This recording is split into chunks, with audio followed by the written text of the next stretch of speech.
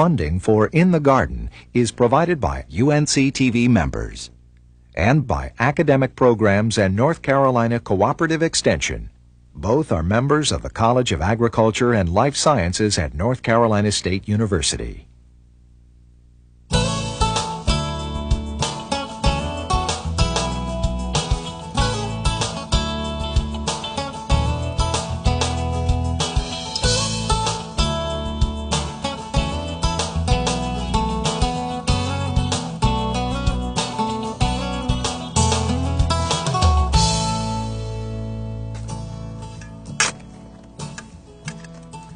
Hi, and welcome to In the Garden. I'm Bryce Lane, and folks, today we're talking about planting woody trees and shrubs. It's a beautiful, crisp fall morning. What better time to talk about what we need to do to get these plants in the ground? We're going to talk about the proper techniques for successful planting of woody trees and shrubs so that when the drought of the late spring and early summer hits and we have not much water, that these plants are already established and ready to go. We'll talk about specific aspects of all the different things that we do when we plant these trees and shrubs. So let's go ahead, get your shovels, put your pruners on, and let's go ahead and start talking about planting.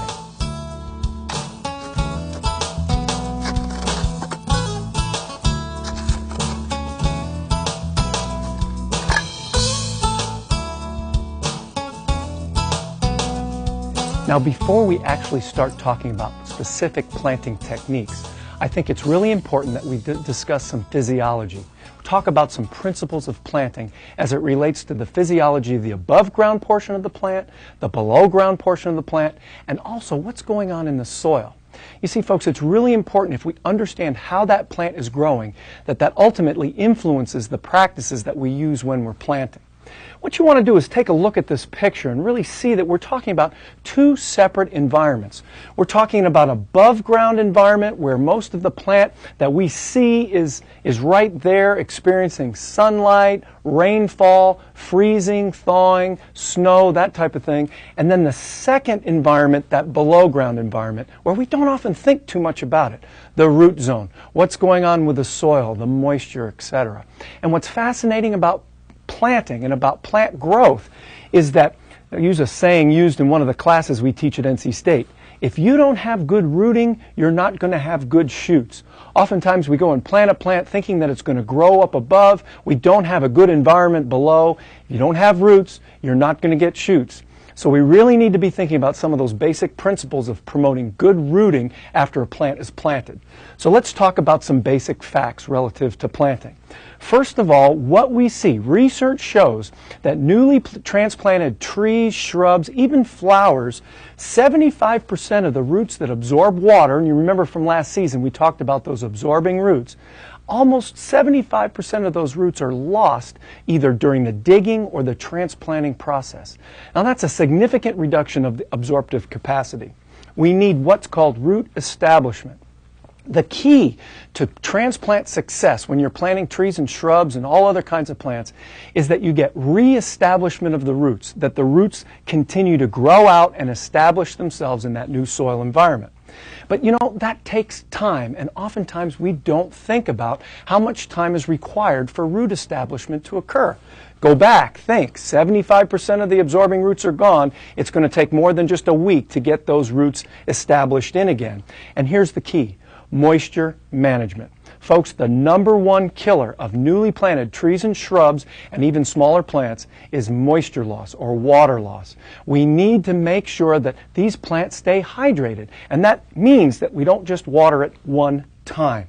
You see, here's a tree that's getting ready to be transplanted, and here out at the J.C. Ralston Arboretum, we went ahead and removed the soil from around the root system, and lo and behold, most of the roots right there in that upper 6-inch level spreading out. We're going to remove a lot of those roots in the digging process and then the transplanting process. Now, establishment. How do we monitor and establish good roots? First of all, folks, it's going to take up to 4 months, all the way up to a year, for a plant that's been planted to become reestablished, to have good root growth. Now, of course, the amount of time it takes to establish that new plant that you've planted depends on a number of things. One, it depends on the time of year that you plant it. Later on this show, we'll talk about the best times to plant plants. It also depends on proper irrigation. Remember, number one killer, transplanted trees and shrubs, water loss, your irrigation practices post-plant are going to influence how long it takes to establish that root system. And lastly, how that plant was grown. Folks, when you go to a nursery or garden center, you buy a plant, it's going to be packaged a certain way. And we'll identify those different packaging methods, and that indicates how that plant was grown in the nursery. That may influence the level of establishment that you get and how long those roots are going to establish themselves. We've got to start thinking below ground. We've got to stop thinking so much about what's going on above the soil line and start spending more time thinking about what's going on below the soil line. That's why I took this plant here and washed off all the soil to expose the roots. We need to think about the roots and root growth. We need to think about moisture, water, but you remember, roots grow where there's moisture and where there's oxygen. So we also need to think about the soil characteristics that'll promote good oxygenation. Now don't forget, soil type is very important. Before you begin to plant anything, you need to make sure you understand the type of soil that you have, so it's going to influence a number of things. It'll influence the hole size, it'll influence what goes in that hole, whether you even dig a hole. Soil type is crucial. We also have to consider those site characteristics. Slope, microclimatic effects, those all come into play relative to planting. You've got to remember about considering the different aspects of your particular site that you're planting in. And then again, I'm going to remind you, consider how the plant was grown. Was it grown in a container? Was it actually grown in the ground? Those things are going to really influence how you go about planting different plants. So all these factors all need to be considered before we actually take the shovel to the ground, before we actually select the plants. We need to consider the physiology both above ground and below ground in order to be successful when planting.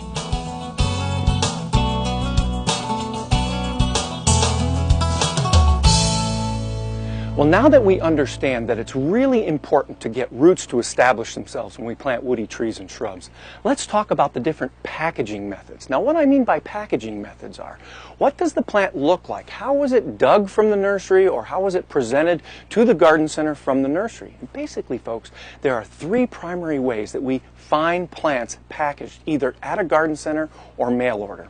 And it really is a reflection of how that plant was grown in that particular nursery. I think you'll see what I mean when we take a look at the first one. The first type is called B&B, and that means balled and burlapped. Here's one right down here. You take a look. This is a rhododendron, and this particular rhododendron was actually growing in the field in the nursery. In fact, we call that field grown. Now that may seem obvious. Oh yeah, well, plants grown in a nursery are going to be growing in the ground. But you'll see in a little while that not all plants are actually grown in the ground. But this one was. And when it was ready to be dug, it was dug. They dug a root ball with the soil that it was growing in the nursery. And when they dug it, they lost about a third of the root system. So that's a very important point to remember, that a third of the root system is missing. And then they went ahead and wrapped it in what's really a true burlap material, and then took baling twine and secured it. So this is what we call B&B. Now, interestingly enough, later on, we'll see that the way that this is packaged influences the way we should plant it and the techniques we should use when we plant this particular type of plant, B&B. Now, 20 years ago, 80% of all the plants that we grew or that we purchased in garden centers were B&B. Now, it's very difficult to find B&B material. You might be saying, well, what is the replacement for B&B now that we're in 2004? And you'll see in just a minute. Now, the second type of packaging method is called bare root. Now, that's this particular one right here. Now, folks, this particular plant was actually grown, again, field grown, all right, grown in the field, and then in the fall it was dug, but after it was dug, they completely and totally removed all the soil from this particular plant, and it gets sold and delivered to garden centers or even to you and me if we order mail order in a bare root fashion. Now, you might be thinking, well, how does this plant stay alive? Key point about bare root material. You can only and should only purchase bare root material in the winter when the plant is dormant. That's about the only time that we should be purchasing these. Now, what garden centers do with bare root material is they'll pot them up. But you'll notice that because it's field grown, this particular plant has lost about a third of its root system. And so we need to keep in mind B&B and bare root plants have lost about 33% of their root system as a result of the digging process. All right? Now, you don't see a lot of bare root plants for sale in garden centers. Most of the time, bare root plants come to us mail order. And later on, we'll talk about how you go about treating a bare root plant before you actually plant it. So far we've got B&B and bare root. Let's take a look at the third. The third type is called container grown. All right, now container grown plants, self-explanatory. Take a look. I've got a tree and a shrub that are both container grown. If you see here, this particular shrub, it was actually grown in the container. Now this is not a new method of growing, but this is now the most popular method. More than 90% of the plants in garden centers are now container grown. Those are the plants that we find in the particular area when we go in. We don't see a whole lot of B&B and bare root anymore. We see a majority of plants that have actually been grown in the container. Key point. This container is the container that this plant was grown in. 100% of the roots of this particular plant are in this container. Let me go ahead and pull it out so you can take a look at it. All right, you can notice that the roots of this particular plant have grown all the way to the outside of the container. No, they're not significantly matted yet, but they do show toward the outside, and you can see roots down here toward the bottom. But you can see that all the roots of this plant have been actually growing in this container. There's no root loss. Most of the plants that we purchase now from garden centers are available in this container grown fashion. Even big trees. Now this particular tree here is not that big, but it is container grown. You'll be amazed how many large trees now in garden centers are found in containers and no longer in B&B. So there you have it. B&B, bare root, and container grown. Each packaging method influences the way we plant them, and we'll talk about that later.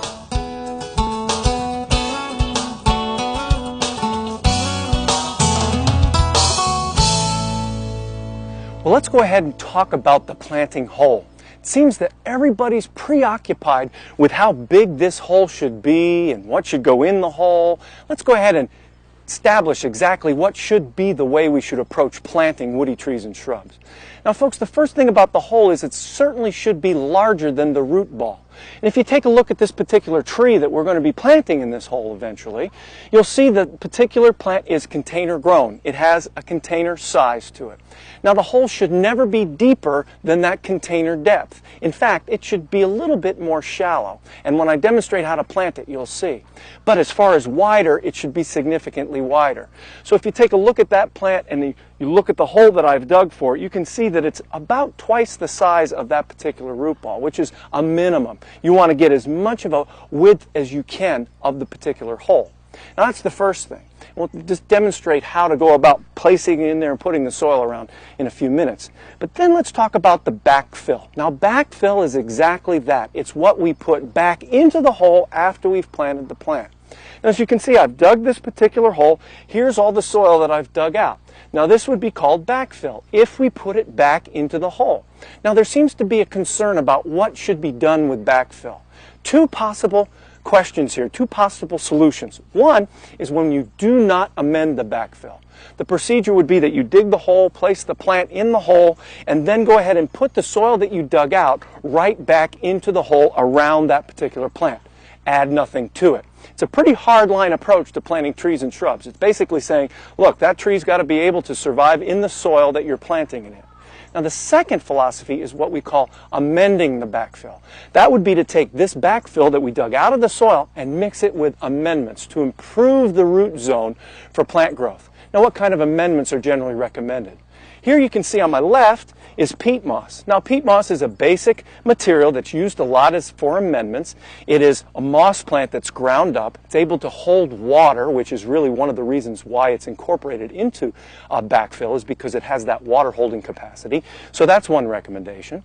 Another is called soil conditioner. Now, soil conditioner is made up of a number of different types of materials, but one of the unique materials is what we call a horticultural grade pine bark. bark, which is a very small pieces of pine bark and bark material, which helps to add airspace to a particular soil. So that's another possible amendment that's used quite frequently. And then the third is what you call humus or compost. You can get it from your compost pile, or you can actually purchase it. It is a composted material. This particular one here has a little bit of sand mixed into it, which I'd be a little bit concerned about. But this particular material, compost and humus, could also be used. You could use one or more of these as you mix it. And of course, the question you're asking is, well, should I amend the backfill or shouldn't I amend the backfill? Folks, there's been quite a bit of research done regarding amending versus non-amending the backfill. Here's the bottom line. The bottom line is it depends. I know that's not a direct answer, but what does it depend on? It depends on the soil that you dig out of that particular hole, the quality of that soil, and it also depends on the particular plant that you're planting. For instance, if you're planting azaleas and rhododendrons, they need to have a rich organic soil. It would be important to go ahead and amend the soil. Conversely, this is a sweet gum. It's a native plant in North Carolina. Dig the hole, throw the plant in the hole, take the backfill, put it around. Don't even bother with purchasing all these amendments because it's not going to make a difference. So remember, when you think about amending the backfill for the hole that you've done, think about the plant, its requirements, and think about the soil. If you got great soil, you don't need to amend either. But those are the crucial aspects about the hole. Lastly, stop thinking about the hole, start thinking about the planting bed. And you'll see what I mean in a few minutes.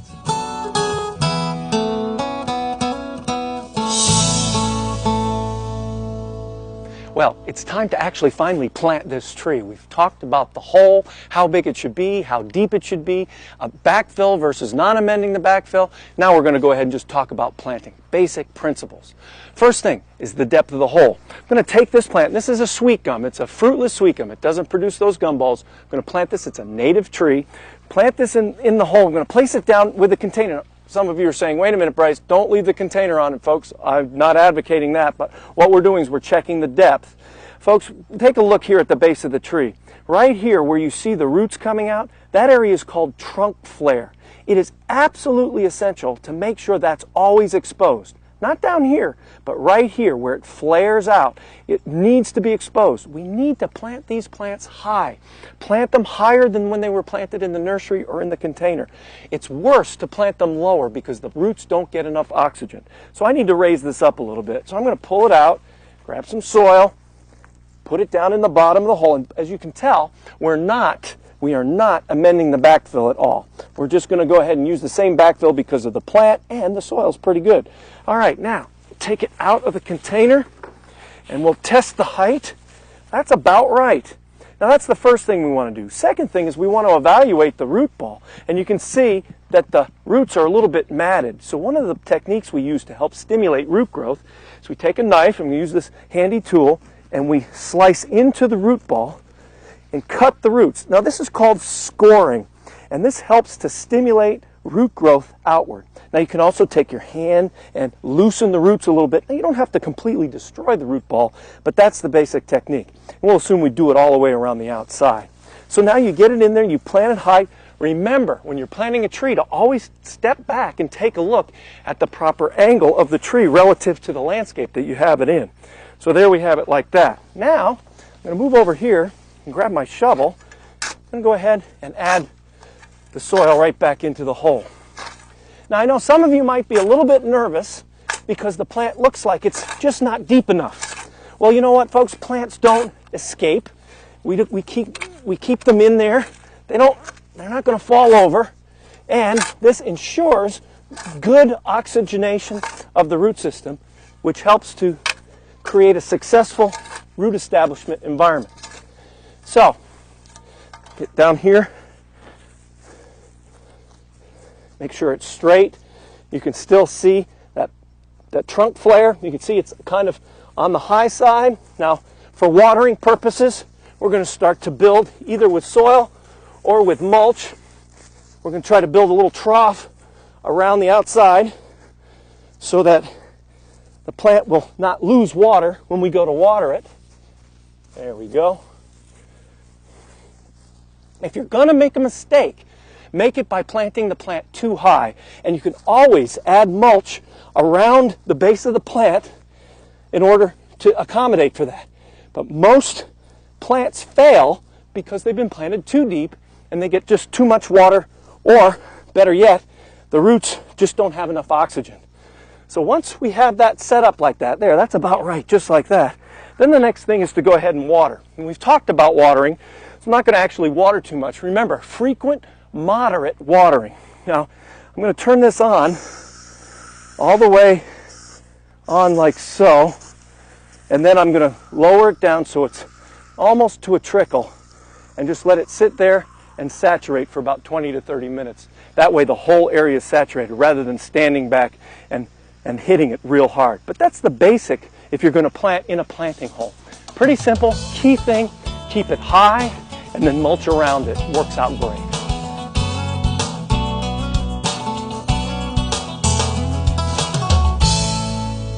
Well, now that the plants are in the ground, let's go ahead and talk about some of those post-transplant procedures. And specifically, since the #1 killer of planted trees and shrubs is water loss, let's talk about watering. Now, folks, research has shown that moderate, frequent watering is best for newly planted trees and shrubs. Moderate, that means a significant amount of water, and then frequent waterings, not just once after you've watered it, go on vacation and hope that it's still alive when you come back. Let me share with you some statistics about the proper watering frequency and moderation that research has shown would actually ensure success. For trees, we're talking about trees with a single trunk, all right? 3 gallons per inch of caliper. Now, caliper is defined as the diameter of the trunk. So if you had a 1-inch caliper tree, that would be 1-inch diameter, then it would require 3 gallons of water at the time that you would be watering it, and that would be poured right over the top, down through the root zone. You say, well, how frequently should I do it? Now, this may surprise some of you. Daily. Daily. That means you're going to water that newly transplanted tree or shrub every single day. For how long? 2 to 6 weeks.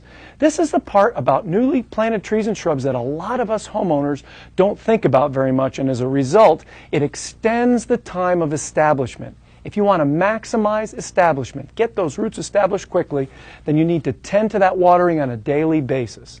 Every other day for 2 to 3 months after that 2 to 6 week period, you've got to still remember to water it a couple times a week at least in order to help facilitate establishment. Now, some of you might be thinking right now, well, what would happen if I forgot or if I went a couple of weeks without doing that? Well, folks, if it's dry, then what's going to happen is your root establishment time is going to be extended. And it's going to take longer for that plant to become established. And then that's not very good because it's not able to withstand drought, etc. And then weekly until that plant's established. All right? Now, watering technique. A lot of people talk about how and what is the best way to water. All kinds of ways. One recommendation is that you'd put the hose down and let it trickle out around that plant. Most important thing is to remember, for at least for trees, even large shrubs, 2 to 3 gallons of water per watering. How do I do that? Well, I got out a 4-gallon bucket and I put the hose in there, I turn it on, and I measure how much time it takes for 3 gallons to go into that bucket. Then all you've got to do is go ahead and use that same rate out in the field around the plants. Now you can let it trickle, or you can put a nozzle on the end of your hose. As long as you know 3 gallons are getting around that plant, then you're doing well. Now this particular picture is to show a technique that's probably not recommended, and that's what I call distance watering. Why is this person standing way over here and shooting the water across the air over here? It's really not a very good practice. Get that hose closer to the base of the shrub and go ahead and water it. Right? Now, some of you perhaps have seen these bags. These are slow-release bags. This is a particular brand called Gator. Gator bags, they are large, 20 to 30-gallon capacity bags. You fill that up, and then slowly but surely water seeps out. Now, this isn't a bad technique if you aren't going to be able to get to that particular tree or shrub as a means by which to water it. You've got to keep an eye on the bag because, folks, the bag does no good to the plant if it's empty. And I've driven around Wake County and seen a number of places where, oh yeah, they've got the irrigation bags around those newly planted trees, but they're empty, and who knows how long they've been empty. You've got to tend to that bag, make sure it's got plenty of water. Now for shrubs, remember shrubs, it's going to take 4 to 6 times per week of watering for the first 3 or 4 months, okay? 4 to 6 times, that's almost every day. Followed by weekly watering until that plant gets established. Now what's interesting about shrubs is establishment time is a little bit shorter, 12 to 24 weeks, all right, is how long it takes for those roots to establish. The key is to remember that root establishment, 1, takes time, and 2, requires adequate moisture. So start changing the way you think and what you do relative to post-transplant watering.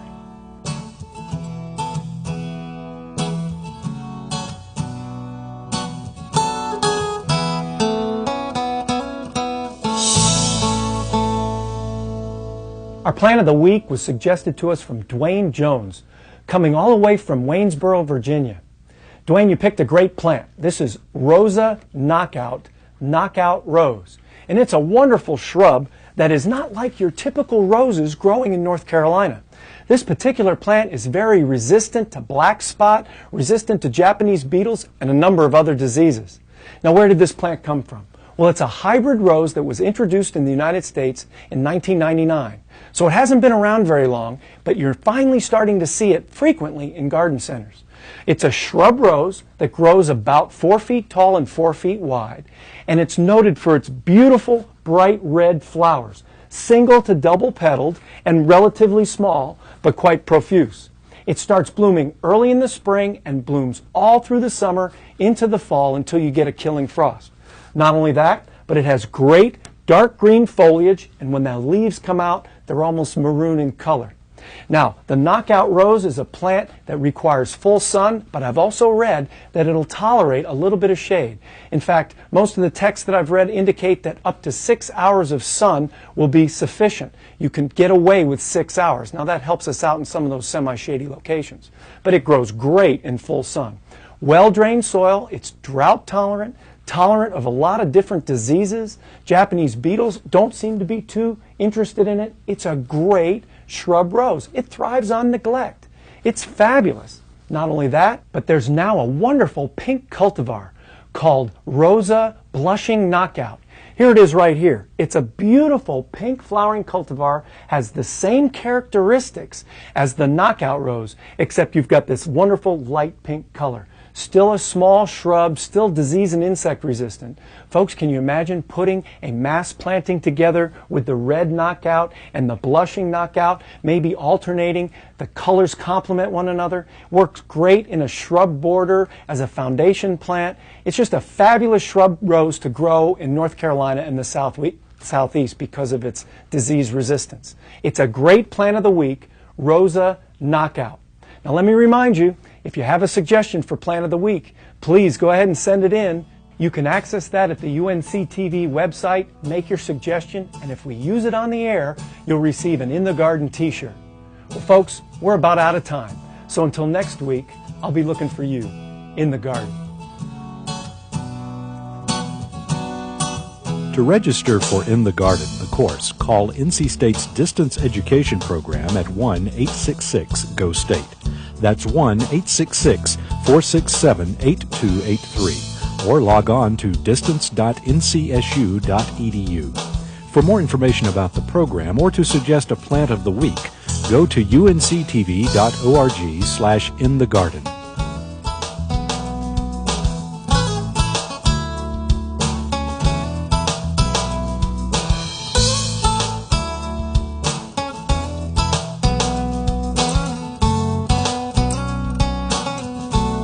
Funding for In the Garden is provided by UNC TV members and by academic programs and North Carolina Cooperative Extension. Both are members of the College of Agriculture and Life Sciences at North Carolina State University.